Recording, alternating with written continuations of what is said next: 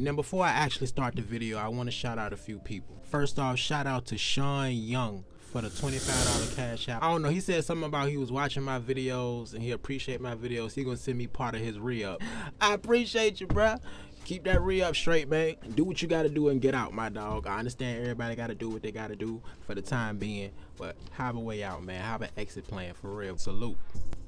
Good video, keep it up. Appreciate it, Brandon Cole. I appreciate you, bruh. And shout out to my boy Rico on the beat. I think I talked about him a couple videos ago, and we was talking about his sobriety, about him getting clean. He was on his 17th, 18th day. He ended up making it to 21 days, but he ended up relapsing. And I told him, you know what I'm saying, that ain't nothing to feel bad about. You know, it's the fact that you even trying, the fact that you even tried to get clean. Just like my saying go, if you ain't moving, you losing. If you didn't even try in the first place, you wouldn't have it in your mind to try again and keep trying again. It's gonna happen for you, and you're gonna get better and better. The more you do it, the more progress you make. Hey, maybe something happened last time that caused you to relapse, and you figure, all right, let me do it this way this time. It ain't no thing, bro. Just keep on going. Shout out to a new subscriber of mine, and he an artist, he a rapper. I think his name Hell Cinto. Bro, if I botched your name, my bad. But he hit me up telling me how my videos inspired him to get Suboxone treatment, and I hope so, bro. Keep me updated with a progress report. You can ask anybody that hit me up in my Instagram DMs. I always answer back. Even if it take a while, I'm gonna get back to you and we can chop it up for real. Shout out to my little homie K1.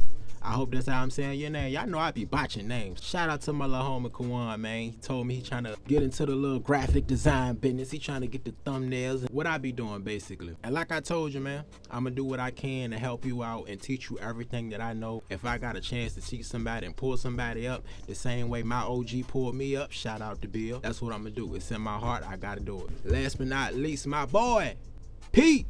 What's going on, Pete, aka Corrupt? My boy trying to start his channel up. He doing his thing. And look, I'm way behind you, dog. I already subscribed to the channel. And if it's one piece of advice I can give you, bro, one piece is consistency. Above everything I did for this channel, consistency is what really got me here. Above Bill looking out for me, the quality of my content, keep going. I was dropping every single day at one point. You know, my life got a little hectic since then, so I'm still trying to drop more and more. But consistency is effing key, my brother. For real. Salute to you and thank you for always supporting my channel, bro. You've been supporting since day one. But I ain't gonna hold y'all up no more. Let's get straight back into it. Yes, sir. We back again, and I got another one for you today. I got a street story for you, and it's a robbery story. A robbery story that I held on to for a while. My girl, she got real dear feelings about this story. After a few conversations with her over time, it's okay. She gave me the green light. She gave me the green light, so here it is, and I hope y'all enjoy it, and also I hope y'all get something from it. Without further ado, I go by D-Jack, but you can call me D. So I go extra hard on that hard flow. Call me D. If y'all new to the channel and this is y'all first video that y'all watching, I'm gonna refer back to an old video where my first robbery story that I told y'all way back a few months ago, and that robbery happened between the year 2015 and the year 2016. Now the robbery I'm gonna talk about today happened before that robbery. We moving and grooving. The weed business is up and running. I'm really feeling arrogant like I got the whole neighborhood on lock. Niggas that was around here selling weed before I got here lost a lot of their clientele because I came around there. I don't know if it was because of my personality. I don't know if it was because of my weed. Regardless of what it was, you know how people are. You know how majority rules. Most people follow, and if most people is copying from this person, most people are going to wonder why they copying from this person. After a while, my clientele built itself. I didn't have to do nothing. I didn't have to do the legwork, which I told y'all this before. I just want to reiterate so y'all know where we at. We in Greenwood at the time. It's just me, my girl Kendra, and her son. I think he was about 6 or 7 years old at the time, and my uncle and auntie, they had just moved out, I'm gonna say a couple months back. And this is around the time where I was dealing with gambling real crazy. I had a gambling addiction for like a week or two and it stopped. But this is right in the middle of that. I'm gonna bring up another character that y'all might be familiar with, and his name is Jason. Me and Jason, we outside chilling, we just talking. A homeboy of ours in the same neighborhood, he come outside, talk about he wanna shoot some dice. Now this person I'm talking about, I've talked about him before too. In the story that I spoke about him, I named him Kevin. Now it's me, Kevin, and Jason, and we all talking about shooting dice. We gonna play CeeLo. Now, if y'all not familiar with the game CeeLo, even though you should, I ain't played it in a while, but if my memory serves me correct, we use 3 dice. When you rolling to get a point, 2 of these dice have to be the same number. Don't matter what number. Let's say I roll 3 dice, I get 663. My point is 3. And it was simple. That's why I like CeeLo. CeeLo was real simple. It was just basically, that's my point, that's your point, my point beats your point. That's why I with CeeLo. Now, in the midst of us playing, Jason had people over his crib, but they wasn't outside when I was with him. But they come walking up looking for him and seeing that we shooting dice. So we introduced each other, everybody introduced themselves, and one of these people is Jason's younger brother. And for the sake of the video, we're gonna name him Chip. The other guy, we're gonna name him Pee-wee. Chip and Pee-wee, they come into the game, and now we got 5 heads in the game. We not shooting for a lot of money. We just shooting for, you know, just a little bit of $5 here, $10 there, maybe even $2, $3, regardless of what. We getting it in, we shooting, everybody winning and losing. Nobody is really on top of the game. I'll win some, and then I'll lose some. He'll win some, lose some. He'll win a lot, and he'll lose a lot. So it's kind of going back and forth. Nobody is really winning over the next person. It's my turn to shoot. I get the dice, and I'm ready to shoot the dice, and I see Chip kind of stand up and go under his shirt. Now, I don't know about y'all, but growing up in the hood, when we see niggas do that, we know niggas is about to get active. So I look up real quick like, oh, he just taking his gun out and he put it under the grill. Kevin had a grill sitting in front of his apartment. It was a small grill, nothing too huge. So he picked the hood up, put it under there. I guess the gun stopping him from getting comfortable while he shoot. So he put it under the grill, and I started shooting again. Now I shoot and I win this one. And my phone ring. I'm on the phone talking. Yeah. But I'm still watching the dice. You gotta watch them goddamn dice. Watching the dice, I'm on the phone. Yeah, what's up, bro? Yeah, what you need? Oh, give me that. And it's a play that want me to meet them at the Shell. So I'm about to get up. I tell everybody, look, I got to play at the Shell, man. I'm gonna be back. They all talking about something. Oh, you just win that little $80. You trying to run away with the money. You just seen I got a call. I got to go to the Shell right quick. I'm gonna be right back. And it didn't even matter anyway, because I still had to wait till everybody was done shooting their point. And because it was my turn to roll, whatever point I got, everybody else is shooting against my point. And I rolled a 5, the second highest number on the damn dice. So it's kind of hard to beat that number, but it's not impossible. And they get all the way around the circle. I'm collecting another 20, another 20, another 20, until it get to Kevin. Kevin roll, he roll a 6, I give him 20. Which ain't bad, because I almost doubled my damn money. So I walk to the Shell, I get my people straight, and I play the lottery. Now, in the past story, I told y'all this, that I would gamble, I would shoot dice on the street, then I would go to the store, play the lottery, go back home, sell some weed. Like, it was a whole big ball of addiction to a lot of fast living. Shit was crazy. So on my way back, I get a call from my girl asking me, I think she asked me to help her with something. I don't know what it was, but I knew I went back to the crib and went to go holler at my girl. Went to go holler at her for a minute. We sitting up in the crib, and I get a call from Jason. Nigga, come back outside, nigga. Let me get some of that back, man. Come on, bro. So I go outside, I get to playing again, and I lose some more money. I make some more back. Overall, I probably come out the game, I won about $50, $60, which ain't bad. Seeing how I came to the game, I'd rather have a $50 gain than a $10 loss. I'm officially about to lead the game. I see Chip go back under the grill and put the gun in his pants. He has done this about 2-3 times, and I'm just wondering, why the hell do he keep grabbing for the gun? Like, what the hell going on with him? But I can tell he faded. I can tell he off them Perkins real good. And that was one of my cues. It was one thing I didn't trust, high niggas with guns. And that was definitely my cue. I'm already ready to go. So I'm like, look, dap everybody up.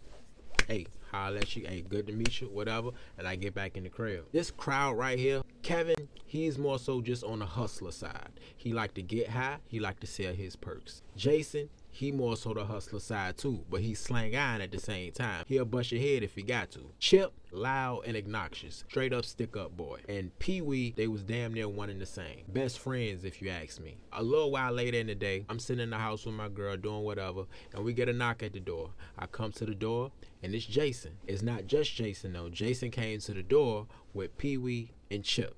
I dap everybody up, trying to see what everybody need. Kendra, she just so happened to walk by the door. She looked outside the door. Cuz?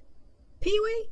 Cuz. Come to find out, my girl is cousins with this little dude that I was just shooting dice with. small fucking world. They reunite, they talking, they laughing, talking about all the good times. And this is her little cousin. Like, she used to change his diapers. She used to actually babysit him. That's how close their relationship is. And they end up copping what they want, and they get up out of there. But before they actually leave, Jason run back to the door. Hey, bro, I forgot to tell you. You know Casey? Right there, right across the parking lot. Yeah, he's talking about dude that be fucking with the food, right? Yeah, man, that nigga be on your top, bro. What you talking about? What you mean on my top? That nigga be hating for real talk. Bro, ain't nothing new. It ain't the first time I done heard it. Ain't the last time I'm here. It is what it is. I told him that, but it still made me uneasy because that nigga, he got high too. He played with his nose. Now, we done got into this debate a lot of times on this channel about shooting up, popping pills. Look, we ain't finna get into it again. I'm just gonna let you know that this guy that was playing with his nose, he was a real weird dude. And I didn't trust him. I didn't trust him for nothing. And now that I hear that he running his mouth about me for whatever reason, I'm keeping my eyes open for him. It's to the point where he will go out his way to cop from the dude across from me because he don't want to cop from me. Because he don't want to bring no money my way. I don't know why bro don't like me. I don't know what I did, y'all. I forget about the situation. I ain't tripping on it. I go back in the house. I was binge watching that show Underground at the time. I was pissed off when they took it off the air, bro. We doing a story. Then the very next day, that very next night, it's kind of cold outside, so it's probably like 6, 7 o'clock, but you know it get dark quick during the winter months, and we look outside and we see police huddled up in the parking lot. Now, everybody around here already know what that means. They about to kick somebody door. I done seen this happen so many times around this neighborhood, bro. At least I'm gonna give a good estimate of 5, 6 times in just this parking lot though. I'm not talking about the other parking lots in the neighborhood. I'm just talking about the parking lot that I live in. They've been huddled up, ready to kick somebody door in. Some doors around here, they've been kicked in 2 to 3 times, but just different tenants. You can see the old dent marks from when it was kicked in the last time. The shit is crazy. We out the window, me and Kendra out the window, we out there, we look. Entertainment time, the door that they going to is the same guy that I was just told was talking shit about me. Now, I don't know about y'all, but that looks crazy that, hey, dude come over here and say, dude talking shit about you, and he get his door kicked in the next day. In my mind, I'm thinking, I hope ain't nobody thinking I told on somebody. I hope don't nobody think I'm trying to get him out the game, because I done had a rumor like that on me around there. Like, I done had a nigga said I was snitching. I actually found out a few months ago, after I told y'all this. It was in a story, it was a street story, and I told y'all that it was a rumor that, oh yeah, that snitch ass nigga D, that snitch ass nigga D. And I actually found out why they felt that way. They felt I was snitching because I outlasted everybody around there. Dead serious. Dead serious. So that happens. He get his dough kicked in. They take him out in cuffs, and he looking high as ever.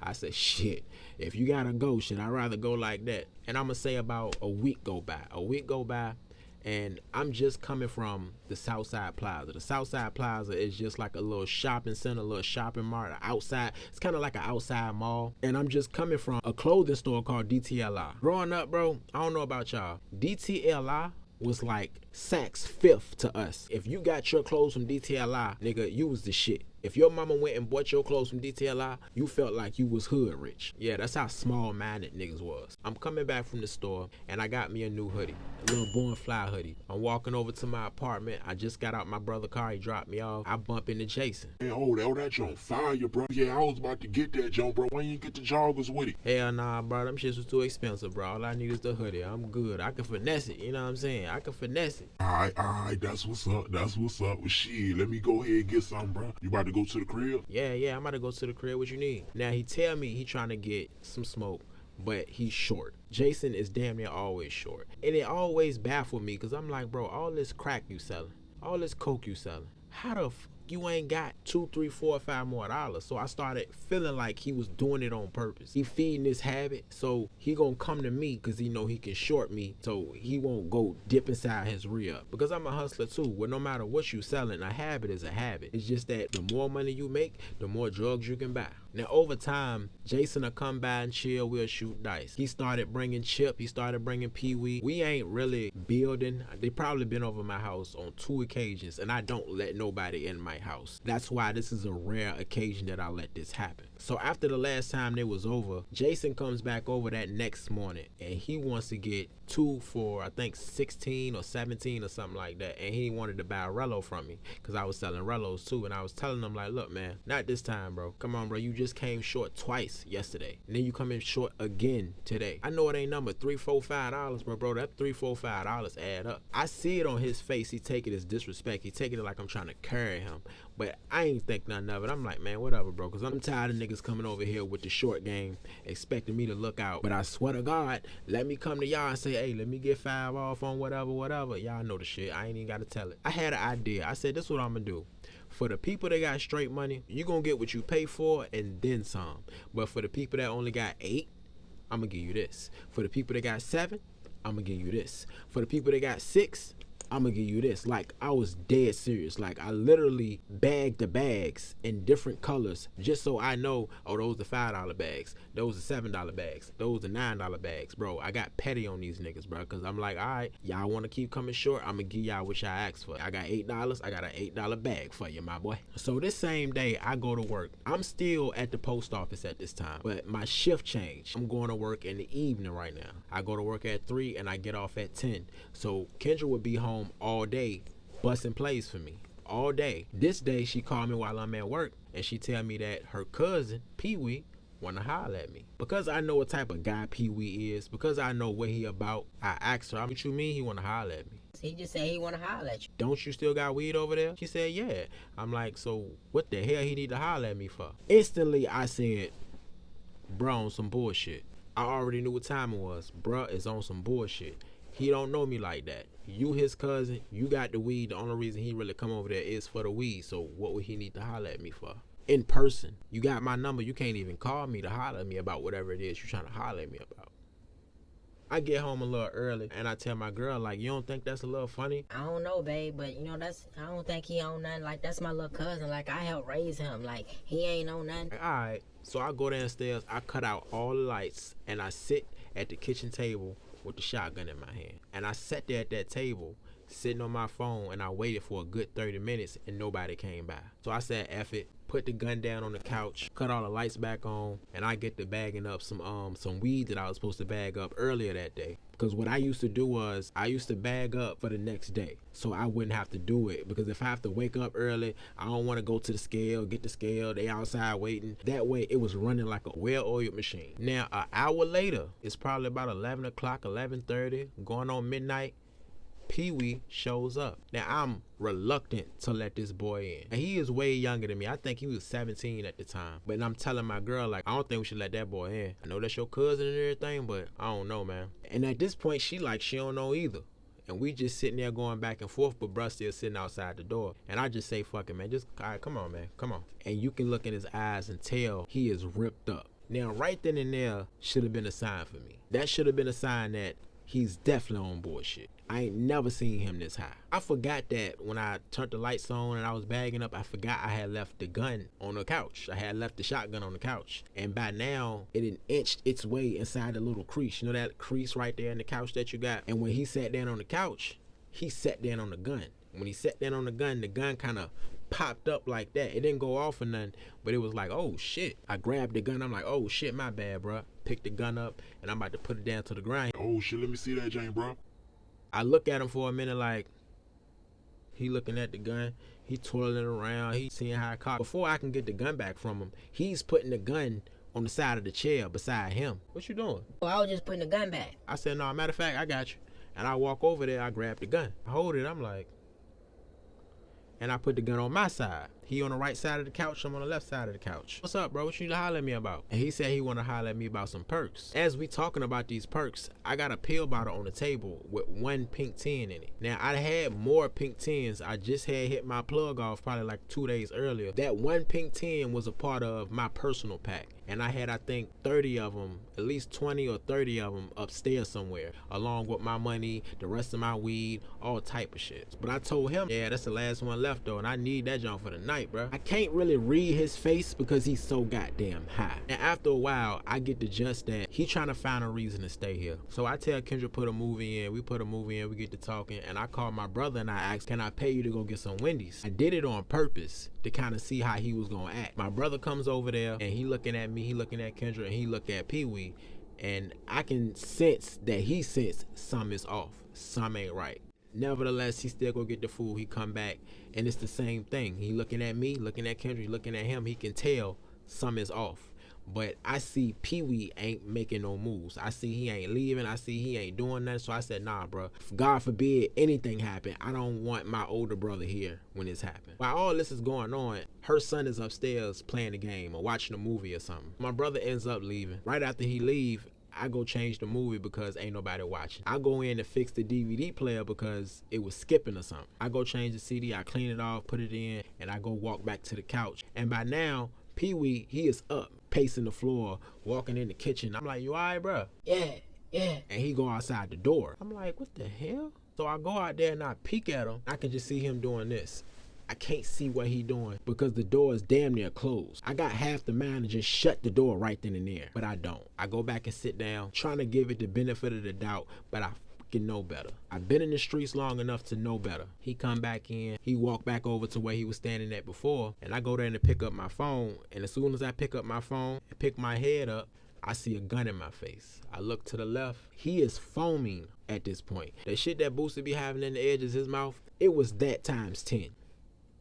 And I'm so disappointed in myself because I saw it coming. Bro, I knew what time he was on when my girl called me while I was at work. I knew what time he was on. That's why I sat up in the dark with the gun. I'm like, all right, man, let's go ahead and get it over with. I said, Kendra, man, go get the money. You know the money, go get the money. And I told Kendra to go get the money so he can feel comfortable being down here with me. So he won't get no bright ideas to go upstairs and actually see how much money we got up that motherfucker. I had just read up on everything. I read up on Loud. I read up on appeals. The day before, we made a good couple $100. And this is the same time that I used to just drop money in a bowl. I would sit a damn mixer bowl beside our dresser. Whatever play we hit, I'd take the money, either give it to my girl or I'd go place it in a bowl. And at the end of the night, I'd count all the money, write the number down, and then put it in the safe at the end of the night. Neither one of us got a chance to do this yet. And he is sitting down here with a gun in my face. After I tell Kendra to go get the money, he was like, Nah, you go get it. You go get it. You sure? I asked him, I said, you sure, bro? The nigga is high. He got a gun in his hand. I don't want him to feel like there's no reason to let that fucker off. And not to mention, this is her cousin. So she is looking at him like, what is you doing? We family. What is you doing? That nigga ain't family. That nigga ain't family. So I'm about to go get it over with. I go upstairs and I go get the money. Now, I didn't want to leave Kendra with him. The only reason I left Kendra with him is because they are family. It's because of their relationship. I knew he wasn't gonna do nothing to her. He got a gun in his hand, robbing her dude, explaining himself to her. She is yelling at him, cursing him the hell out, asking him why he doing this. You need to stop doing this. You need to get the fuck out of my house. What you doing? My son upstairs. And he is explaining himself to her. I've never heard a robber explain himself to nobody why they robbing somebody. And that told me right there, he won't gonna hurt her. So I'm upstairs and I'm trying to figure out how I'm gonna do this. But I gotta think fast. I'm not finna bring my whole bowl down here. And while I'm up there, I can hear loud bump sounds, rumbling, hitting the walls, hitting this. So I go running back downstairs like, what the fuck? And I see Kendra wrestled her cousin to the ground. Like she got him on the ground with a gun in his hand. Before I can get up and I'm about to go help her, I didn't even notice that he dropped the gun. I'm about to run up to him. He gets up, grab the gun, and turn back around and point the gun. Where that?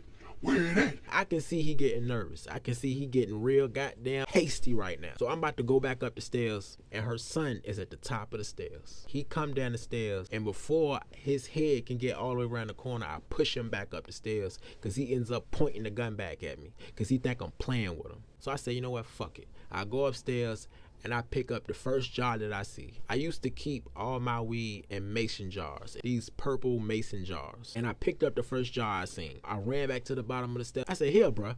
Here, man. Come on, man. Go ahead, man. Just go ahead. Here, man. He take the jar. He look at it. He like, what's this? Bruh, go ahead, bruh. And here come Kendra. Pushes this nigga out the door. I look at her. She look at me. And I didn't blame her at all. Couldn't sit there and say, if it weren't for, nah. cousin or no cousin, I knew what time it was. I knew bro was on bullshit. And no matter what, it was my job to protect the house. Bro made off. When I did the numbers, when I went back and checked the weed, and all he took was 1.5 ounces. Compared to the 1/2 pound that I had in there, compared to the 25, 26 pink tins, compared to the $900 and something I had in there, that won't shit that he took. But after that, Kendra, she go grab the shotgun, and she sit on the stairs pointing it out the door. I'm like, babe, he gone. He gone. And we call her sister, we call her big sister, let her know what happened. Come to find out, rumors going through her family that it didn't happen. He didn't do that. He would never do that. And I'm just thinking like, he would never do what? Why would a motherfucker lie about something like that? That very night, that same night that we got robbed by her cousin, the guy Chip that he hung with real tough, Jason's younger brother, ends up getting killed that same night. That same night. Right after that robbery, he got killed in the motels down the street from us. I'm not going to call it intervention. I'm not going to call it get back. That happened on account of something that they did prior. I ain't the only person that they tried. Now, I end up speaking to Jason about it, asking him if he had something to do with it. And the story that he gave me is he told him not to do it. He said, no, that's my people. Don't do that. He asked for his gun. He didn't give him the gun. And he told him, like, nah, I ain't helping you do shit. Da, da, da, da. And I won't hear none of that shit. Like, I heard him talking. I hear him like, yeah. But I know it's bullshit. I know it's a lie. So I distance myself from everybody. Because you either got one or two choices in a situation like this. If you think the guy that you live in the same neighborhood in with has something to do with your robbery, either go kill him or don't do nothing. Talking ain't gonna help. Making amends ain't gonna help. Robbing him back ain't gonna help. If you not gonna kill him, then leave it alone. And I knew I wasn't gonna kill him. Now you may look at that situation like, damn, D, this ain't happened not but one time, but this happened twice. You're damn right it happened twice. You wanna know why it happened twice? Cause after this first time, I didn't change nothing. I was selling weed that next day. I didn't stop selling weed out my house. I didn't stop dealing with the people I was dealing with. I didn't change nothing. The only thing that I changed after the second robbery was serving people through the window. So it was damn near like I was asking for it. With all the shit that I had going on around there, all the people that didn't like me, all the rumors, it's a no-brainer to get the from around there. Even if you did stand on business and go do something to somebody, more of a reason to get the from around there. But one of the big reasons I did stay was because of that habit. I was making so much money out there and I would have been moved. More than half my profit was going to getting high. More than half my pay was going to pills, light bill, sometimes blacks, food when we needed it, which was least on the list. And I think back on them days, man, and I want to say I can laugh, but I can't. Sometimes I think about that shit and it still hurt my feelings. It still make me feel like, damn, bro, you was supposed to hold shit down. But I'm glad I went through it. I'm glad I did. And the message I want to leave with y'all is this. You right there, the person that's watching this video right now, something has been telling you to change something in your life. Something has been telling you for the longest to stop doing whatever you're doing, to change whatever it is that you don't want to change, because it's the hard decision. Embrace that feeling, embrace that voice, and do exactly that. Whatever you're doing, I'm not just talking about street shit. I'm talking about from this down to your average college kid. Don't ignore it, man. That can very well be God telling you, hey, stop doing that shit. That can very well be something trying to save you from yourself. So save you from yourself, man. I know most of us got to learn the hard way. And it's only a very few choice people that will learn from the horror stories from others, and I commend y'all, salute to y'all. But for the people that do have to learn the hard way, don't just go through it and don't learn nothing. I know I just left a message like this on one of my previous stories, but it's real. I'm in a situation right now where I need to change certain things about how I move. So take that in consideration, man. But that's all I got. Y'all stay safe, y'all stay positive. If you ain't moving, you losing, my boy. I go by D-Jack, but you can call me D. And we out. Extra hard on that hard flow. Call me D.